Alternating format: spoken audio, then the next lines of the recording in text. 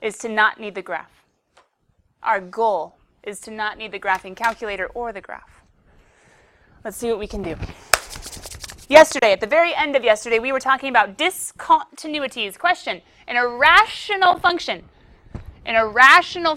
where will discontinuity come from?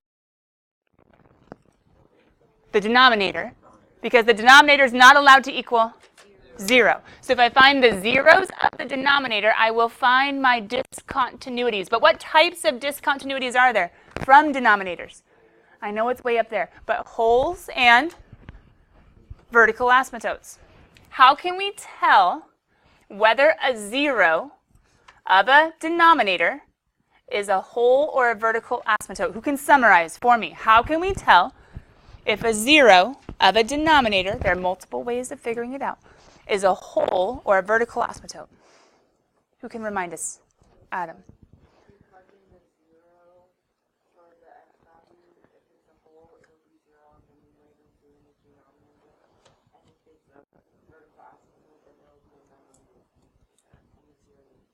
Okay, that's one way. If you take the 0 after you factor and after you set equal to 0, this one was -2, that one was -1. If you plug in top and bottom, both of them make zeros in the bottom, but wholes also make a 0 on the top. Vertical asymptotes will always make a number on the top in the numerator. There is another way. It's a bit more algebraic and a bit more like algebra 2.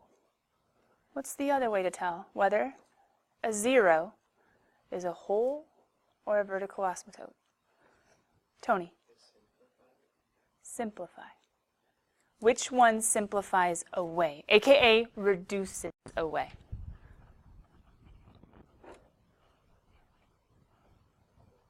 The whole. The whole can be reduced. So if it helps for you guys, occurs when x minus a, when the denominator can be factored out and removed. Some of you might want to be putting for removed, reduces away. Wholes can be removed, aka reduce away. After you factor, you can reduce, you can simplify, because the factors on top and bottom are the same, which is seen by, hey, they have 2 zeros in common. Oh, they have 2 factors in common, because a 0 comes from a factor, right? So 2 zeros in common. If we can manipulate this enough, transform it enough to see, in this case, just factoring it enough, we'll be able to reduce them. Booyah. Whole. But can vertical asymptotes be reduced? Now pause. Just a few of you are like, psh, I can cross off stuff. There's a 2 in it. X and X, and we're done. Reduced. Can we go over the kitten rule one more time? Is that all right? Today, calculus is learning how to not kill bunnies. You guys, let's review how to not kill kittens. You won't even see bunnies this year. That's a calculus-only type of thing. So good news, you won't be killing them. But you're killing seals and puppies and kittens. So the kitten rule. The kitten rule says if you are trying to simplify a rational function, that's the name of this, because there's a polynomial or a function on top, and then there's a function on bottom. Why does a kitten die if you start doing this? Yay, yay, yay, yay. It's awful. But some of our brains think it's okay. And I get it. At least you see them match and you're like, yay! Except the problem is, why is this horribly, horribly, horribly illegal? Poor little kitten is dead. Why? What's the only legal way to simplify this? What should have been done? Factor.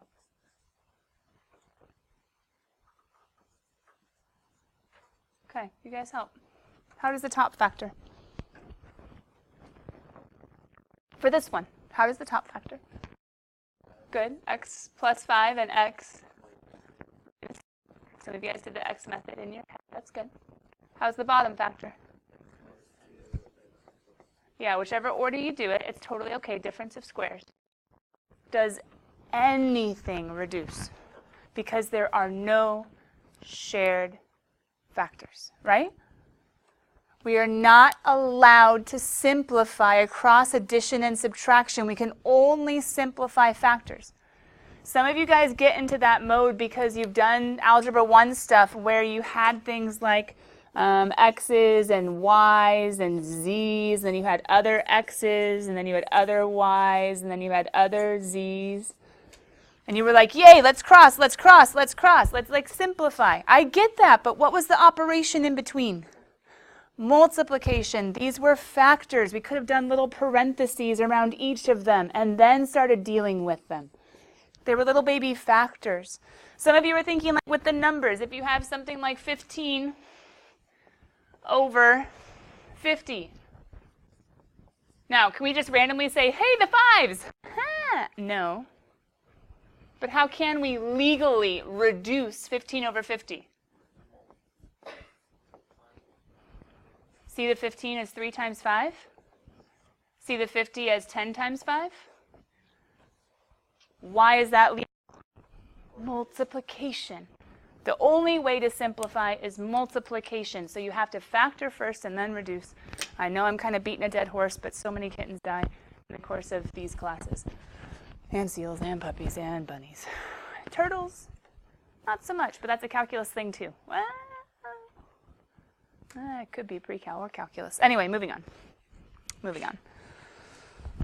Okay. So we have multiple ways of figuring out vertical asymptotes or holes, which is which. So looking at this function, we're going to talk about behavior, but looking at this function, why do I know that this guy has to have a vertical asymptote without even thinking of the parent graph 1 over x that could be shifted 1 to the left and without even thinking that, how do I know that this guy has a vertical asymptote at -1?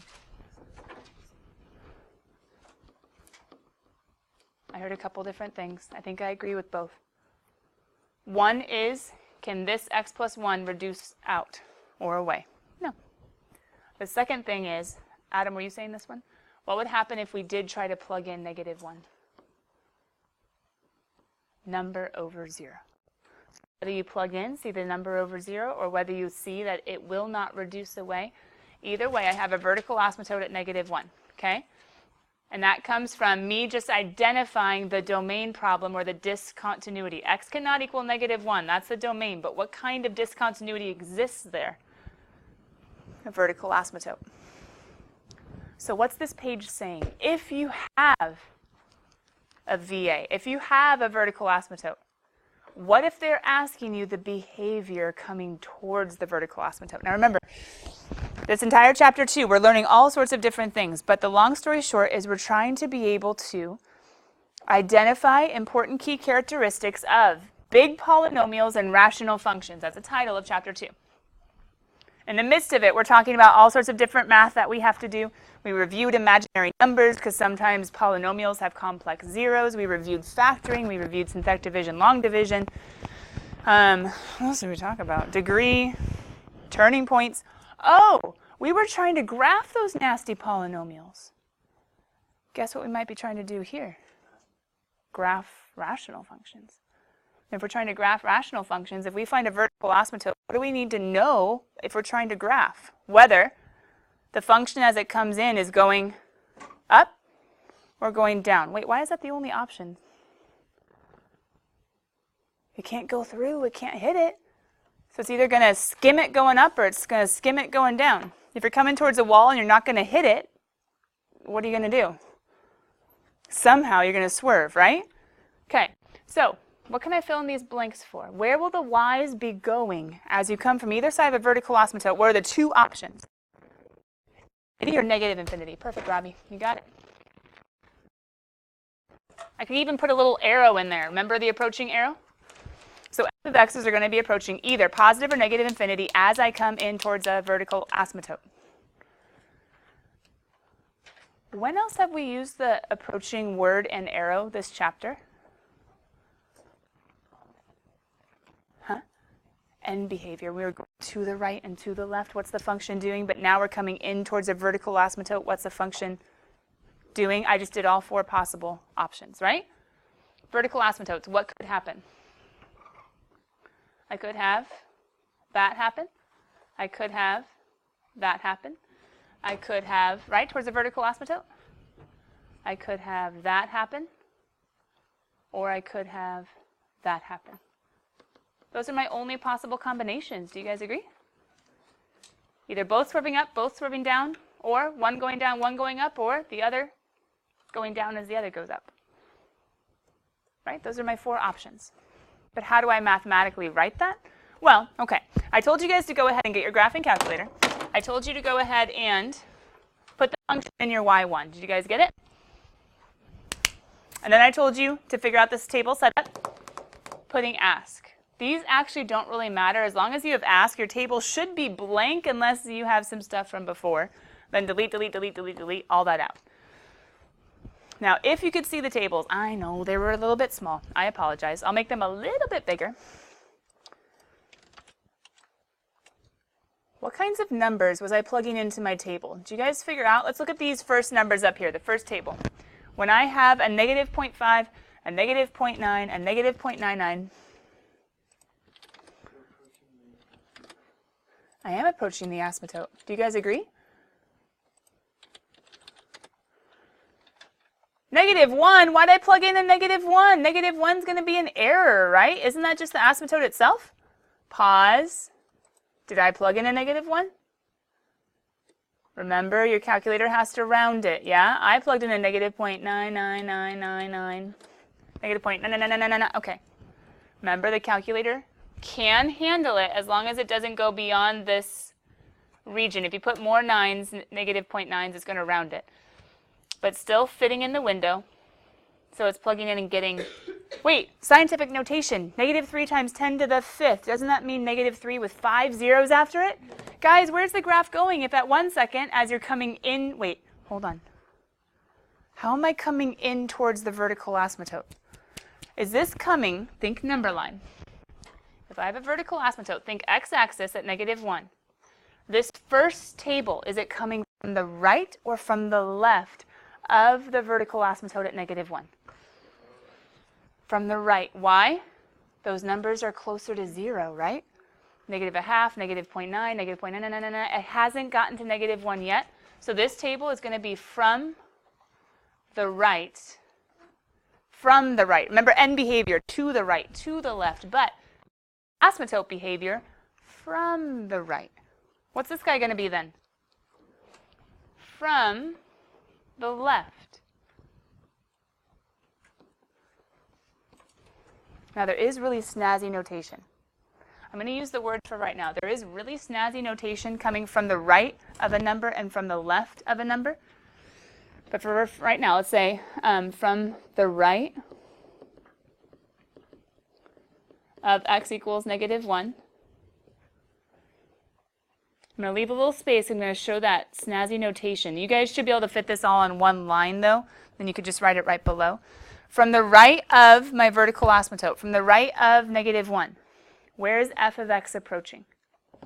You only have 2 options. Negative infinity. Because it's going down, down, down. Lower, lower, lower. From the left, you guys done that one yet?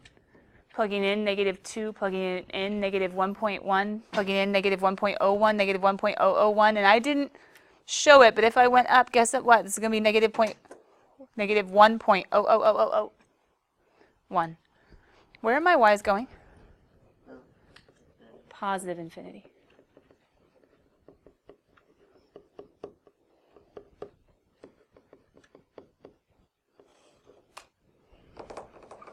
Now I am going to zoom in. I am going to show you that snazzy notation because just a few of you guys are curious how to not have to write it in words, kind of like way back when, section, what, 2.2, 2.1, something like that. To the left had snazzy notation, x approaches negative infinity. To the right has snazzy notation, x approaching positive infinity. You didn't have to use the words. Rising and falling could have been rewritten with the snazzy notation that's important in calculus. So let me zoom in and show you that. But before I do, you guys already looked at the graph, right? Shouldn't it have made sense in your head, thinking back to the parent function 1 over x and how 1 over x has a vertical asymptote at 0? Shouldn't it have made sense that this would be shifted to the left 1 with a vertical flip. And so shouldn't it make sense it would have been going this way all along? Wait, what? It's going that way? Yeah, from the right. What's going on? It's falling. The y's are going to negative infinity. And from, oh, I said from the right. You guys saw it and just were like, she'll figure it out. From the left of negative 1, my y's are going to positive infinity. Did we technically need the tables if we could think about the parent function? Maybe not. It needed to shift and then it needed to flip. Okay, it makes sense. But not all rational functions are going to look like this guy. So it's going to be harder to do, which is why I showed you how to use your graphing calculator. Let me go ahead and zoom in the snazzy notation, and then we're going to talk about, well, how do you do it by hand? Because I said the goal is not to stop with the calculator and not to even stop with the graph. First of all, snazzy notation. As x approaches negative 1, okay, we need something to denote, to signify, to symbolize, coming from the numbers just a little bit from the right, just a little bit above negative 1. Greater than is going to be confusing. Here's the notation. Exponent, we usually put a squared or a cubed or a 4th degree, right? This time, a little bit above, I put a little plus sign to say a little bit above. It's a thing. Calculus is the thing. If I'm talking about x coming towards negative 1 from numbers a little bit above negative 1, I put a little plus in the exponent. Let me make it a little bit clearer because it looks a little confusing. Negative is down here. 1 is up there. The plus is a little superscript. Okay? Numbers coming, or I should say x values coming towards negative 1 from above, from the right. So what do you guys think the notation is going to be down here? As x approaches negative 1 from the left. What kind of numbers are those? A little bit less than. I know it's weird, but it's right. The negative is in the middle of the number. I'm trying to make it super clear. It keeps on looking confusing. The negative's in the middle. This little negative. That means negative 1. This means numbers a little bit below. Numbers a little bit above, numbers a little bit below. Coming from the right of the number and coming from the left of the number. So there's the snazzy notation if you guys want to add that. You could use the words from the right falling, from the left rising, or you could use the snazzy notation. Since you're in honors, I'm hoping you choose notation. Okay, let's go figure out how we can do this with math. No calculator, no parent function. Now you guys already know the answer. You already know the answer, but let me show you how I could do this and you can do this without using a calculator or a parent function. Ready? So the goal, to make it very clear in your head right now, take the calculator, turn it off, put it under your desk or on top of your stuff underneath your desk.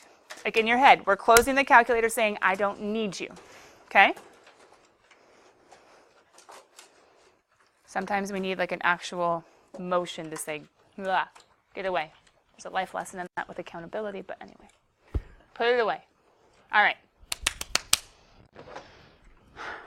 If I'm trying to come, I'm going to use the snazzy notation because we just learned it, towards negative 1 from above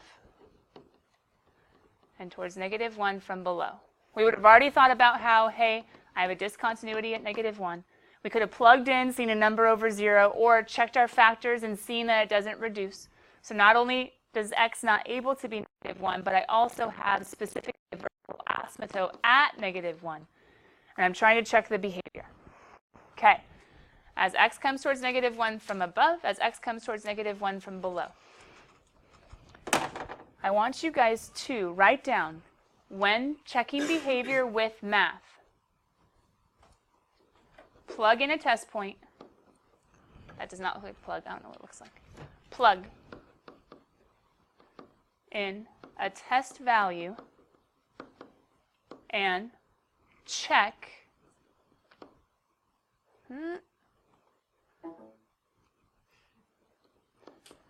the sign. Why just check the sign? I don't care. You shouldn't care at all about the value itself of the number. All you need is the sign, because as soon as you know, if you're trying to plug in what f of x is approaching? Automatically know. Towards a vertical asymptote, what are the two answers that we can choose? Yeah. We're either going to choose positive infinity or negative infinity. And you're like, wait, you just wrote both. Yeah, because I'm going to say circle which applies. You know, sometimes in like fill in the blanks or problems, you have to circle the right one. We're circling the right one. We only have two answer choices. That's all we got. It's either going to be positive infinity or negative infinity. So I don't care about numeric values. I don't care what actual numbers would show up in the table of my graphing calculator. This one had like 630, 300. I don't care about the number. All I care about is the sign. Is it getting more negative or more positive? That's all I care about. But there's something that we have to be careful of. We have to get really, really close to -1. Because sometimes a function will be doing something funky, and then it's like, oh, hey, I'm going up. Oh, just kidding, I'm going down. We need to get close to the vertical asymptote. If we're far away, it could be doing who knows what. I need to get close. So, if we think about a number line, and if we think about -1, and if we think about above, a little bit more, and below, we just did all kinds of values in our table. Someone give me something that's a little bit above -1. 0 is not a little bit above. It is above, but not a little bit above.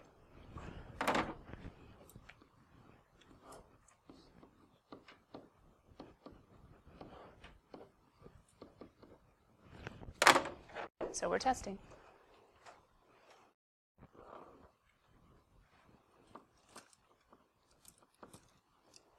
What did you guys come up with? A little bit above.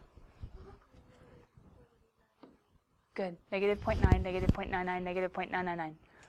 Visualize. Plugging in -0.9, -0.99, but negative. Okay, just kidding. Just visualize one. What's the sign of the denominator and of the numerator? Put them together and you know which one to circle. What's the sign of the numerator? It's always going to be -3. Oh. What's the sign of the denominator? No matter what you plug in, -0.99, -0.999, -0.999, yeah, they're all going to be positive. So what's every value going to be as I get closer and closer and closer and closer to -1 from above? I didn't have to touch my graphing calculator. I didn't have to think about a parent function. I had to pick one test value and say, hey, what's your sign? Not like that. Like this, positive, negative. Negative over positive is a negative. Robbie. Oh, remember vertical asymptotes and holes both come from denominators equaling 0. So I took x plus 1, set it equal to 0, figured out there was a discontinuity, a domain problem at -1. And there's two ways to know it's a vertical asymptote. One way is that it doesn't reduce, holes reduce away. Vertical asymptotes are stuck. The other way is if I was to plug in one like we did on the page before, back here, you get a number over 0, also a vertical asymptote. Both are clues. Yeah. Some of you guys, you're bound to have already gone ahead. What number can you plug in from below? Something below. -2, nah, I get close. -1.5, nah, I get close. -1.1. -1.01, -1.001, -1.000. Hey, the numerator is still going to be what sign? What's the denominator going to be? No matter what you do as you come towards -1 from below. And a negative over a negative is going to be a dun, dun, dun, dun. You don't need your graphing calculator. You don't need a parent function. You don't even need to think about transformations. You just need to be able to plug in a test point and say, what's going on? Now, are all problems going to be as easy as this plug-in? So, if I don't have a problem, I'll make up one.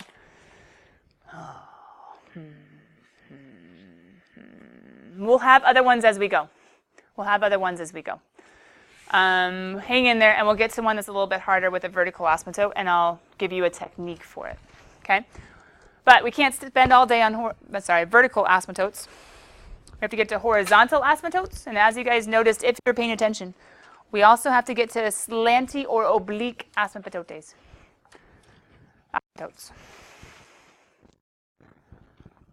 On some blanks. Horizontal asymptotes. These can also occur with rational functions. They don't always occur, but they can occur, just like vertical asymptotes.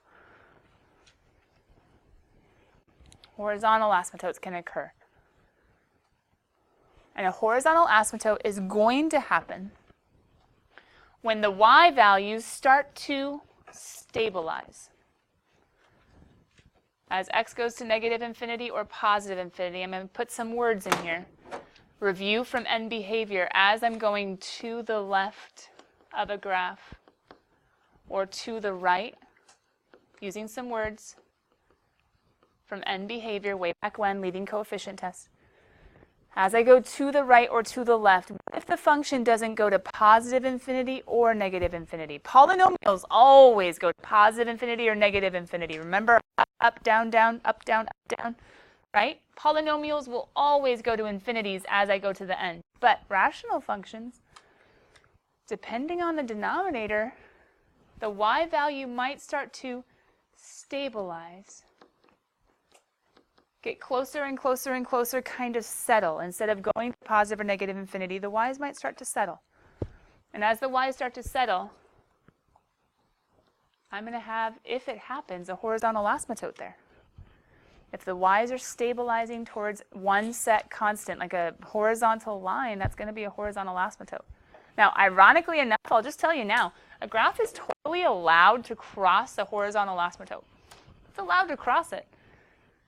It's not called an asymptote because you can't cross it. It's called an asymptote because of what happens as you get closer and closer and closer. A vertical asymptote is a domain problem. X can never equal. The graph can never hit or cross. Horizontal asymptote, it's not about whether or not it crosses.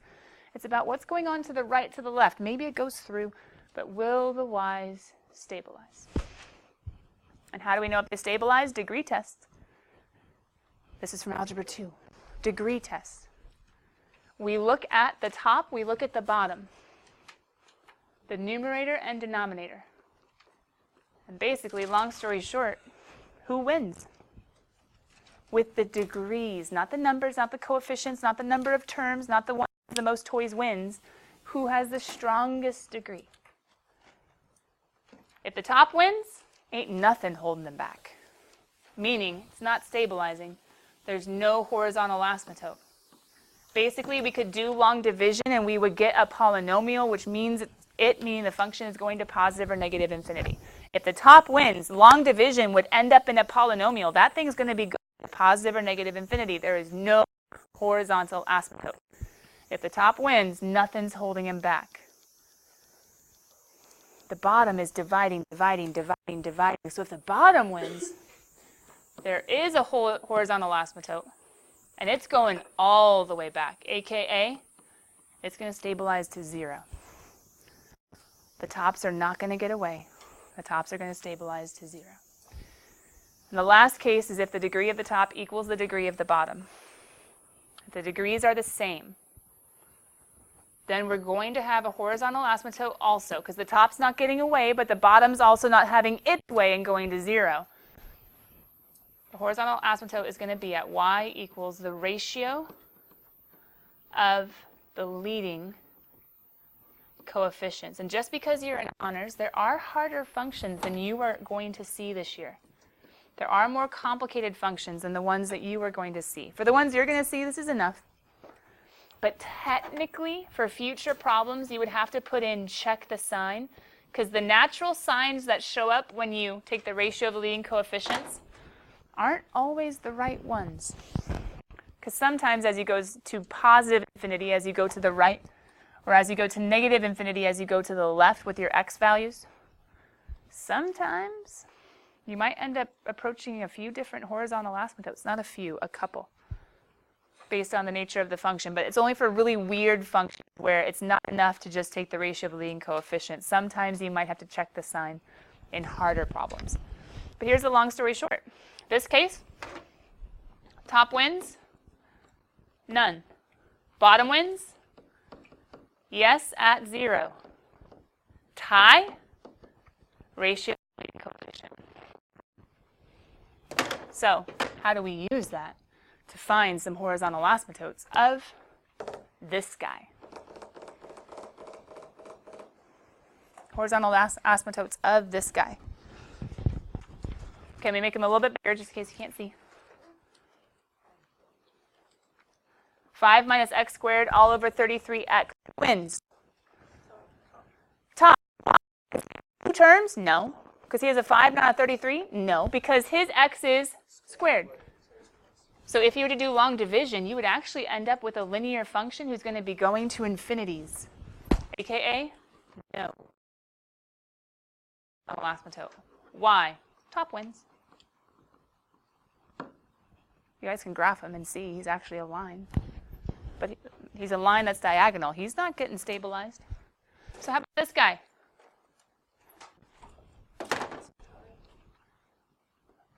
Is it a tie, though? Why does the bottom win? There's no x. Oh, so what's the x's degree on top? 0. X to the 0 is on top. Ah, so who wins? Bottom wins. And if he has his way, what's the whole thing going towards? Yeah. HA at y equals 0. Now, some of you might guess the last one, but I want to know why. What's his? Tie. Why is it a tie? Because both x's are to what power? Has nothing to do with how many terms, nothing to do with the numbers, the coefficients in front, everything to do with the tie. Leading coefficients. Oh, 7 over 2. No, leading coefficients are only how we describe the coefficients of which terms? Of the highest degree terms. So I'm going to look right here. Coefficients are just 2 over 1, right? Coefficients. 2 over 1. Why? Because it's a tie. Do you guys want a silly way of remembering top wins, bottom wins, tie? I guess it doesn't really help with the tie. The tie is just kind of the one you're supposed to remember. But top wins, bottom wins, these are the ones that people tend to get confused a lot. I like the whole long division thing because it's very mathematical. If I was to do long division, I get a polynomial, it's going to infinities, none. Top wins, he's having his way, he's going to infinity or negative infinity. The polynomial's having his way. Bottom wins, dividing. I want you guys to think of a pizza, yeah? One pizza. Okay? If you divide it in 4, okay. If you divide it in 8, if you divide it in, what does division want to do? If division's growing and the number of pizzas are not, you only have one pizza, it's not growing, the number of pizzas, that's like the numerator, the number's not growing, the division's growing. What happens if you cut it into tens? Oh no, now there's 100 people. Oh no, now there's 1,000 people. Oh no, what's happening to your slices? Going closer and closer to the idea of a limit, everybody. Chapter 12, we're not going there yet. Okay, I'm going to actually give you guys, before the sketching, the last type of asymptote, and then I'm going to address your question, Gavin. Give me 1 second. There is one other type of asymptote I want to talk about. The last page is kind of putting it all together. Hey, if you can find all this stuff, you'll probably have a really good idea of a graph. But Gavin, go ahead, bud. What do you have a question on?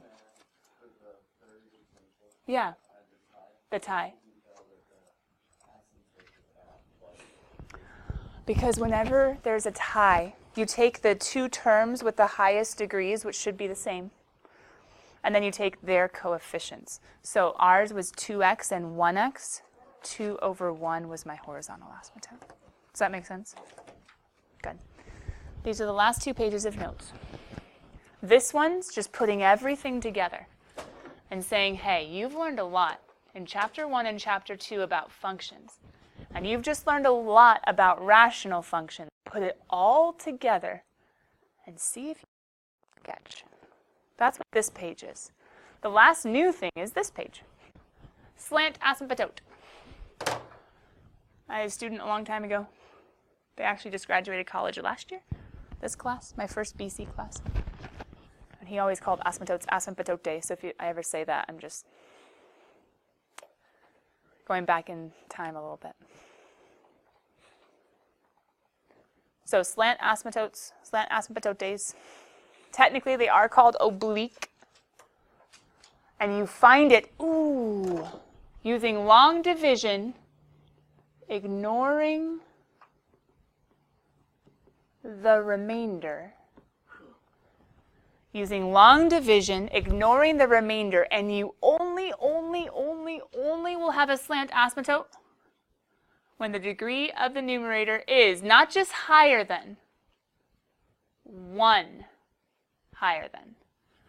It only happens every now and then when the degree of the top is 1 higher than the degree of the bottom. Because I just mentioned a second ago, and I'm going to do the long division to show you, that when you divide, the degree, remember, the polynomial on top gets broken down, gets brought down.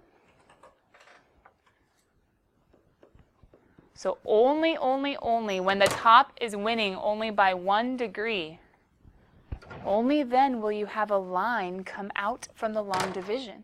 So only then will you have a linear asymptote.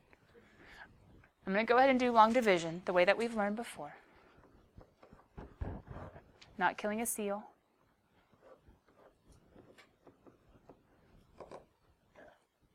And technically, if you divide, there is a 1 over x minus 1. But the slant asymptote, which I'm actually going to summarize as OA. SA is something else this year, so I'm not going to call it SA. I'm going to call it OA for oblique asymptote.